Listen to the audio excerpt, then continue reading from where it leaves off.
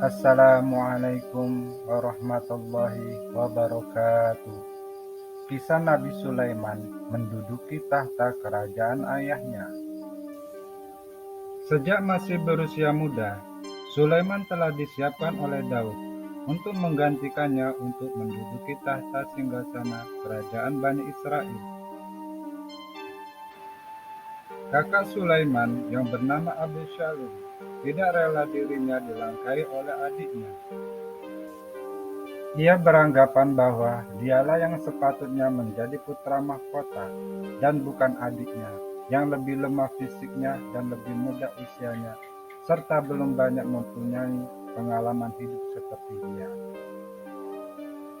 Karena ia menaruh dendam terhadap ayahnya, yang menurut anggapannya tidak berlaku adil, dan telah memperkosa haknya sebagai pewaris pertama dari tahta kerajaan Bani Israel. Abishalom yang sakit hati akan memberontak terhadap ayahnya dan akan berjuang mati-matian untuk merebut kekuasaan dari tangan ayahnya atau adiknya, apapun yang harus dikorbankan untuk mencapai tujuannya itu. Dan sebagai persiapan bagi rencana pemberontakannya itu, dari jauh-jauh hari, ia berusaha mendekati rakyat, menunjukkan kasih sayang dan cinta kepada mereka, menolong menyelesaikan masalah-masalah yang mereka hadapi, serta mempersatukan mereka di bawah pengaruh dan kepemimpinannya. Ia tidak jarang memperluas pengaruhnya, berdiri di depan pintu istana, mencegah orang-orang yang datang ingin menghadap raja, dan ditanganinya sendiri masalah-masalah yang mereka minta penyelesaiannya. Setelah merasa bahwa pengaruhnya sudah meluas di kalangan rakyat Bani Israel, dan bahwa ia telah berhasil memikat hati sebagian besar dari mereka, Abishalom menganggap bahwa saatnya telah tiba untuk melaksanakan rencananya, merampas kekuasaan dan mengambil alih kekuasaan dari tangan ayahnya dengan tangan paksa.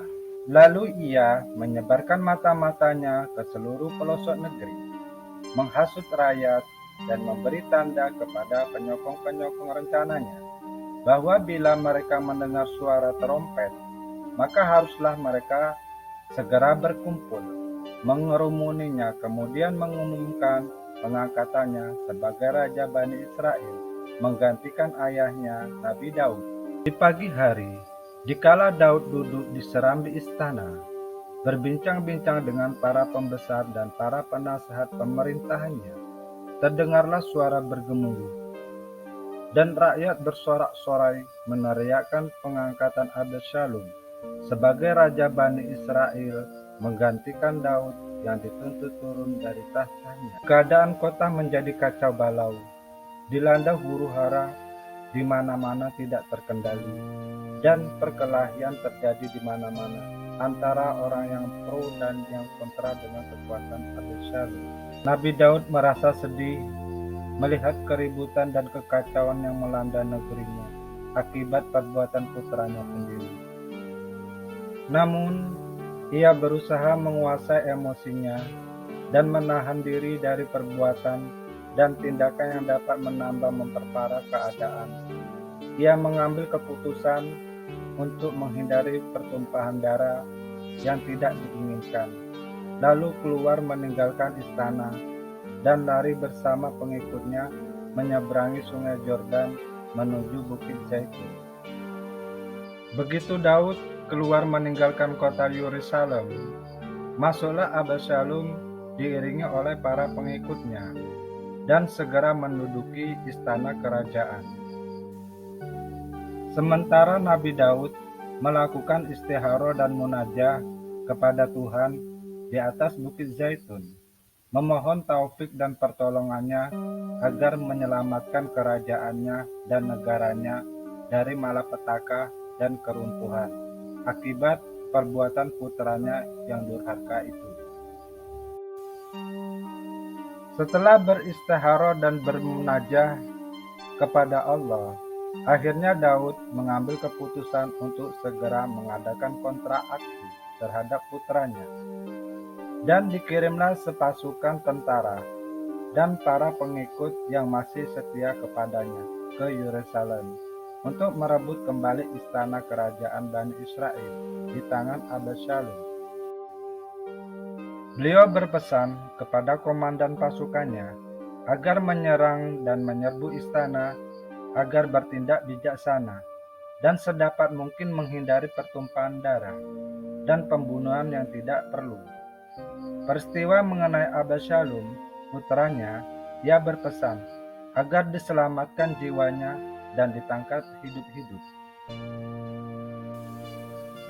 Akan tetapi takdir telah menentukan lain daripada apa yang si ayah inginkan bagi putranya.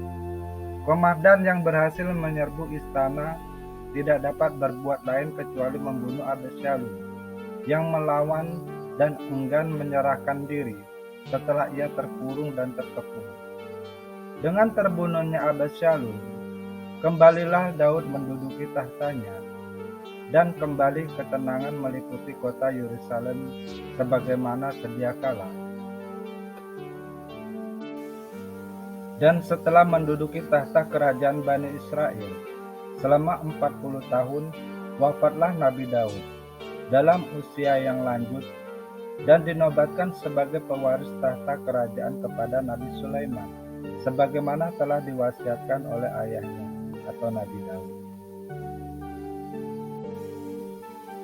Sekian dulu cerita dari Islami Media. Kita sambung lagi kisah Nabi Sulaiman di cerita selanjutnya yang berjudul Kekuasaan Sulaiman atas jin dan makhluk lainnya. Akhirul kalam, ihdinas syiratal mustaqim. Wassalamualaikum warahmatullahi wabarakatuh.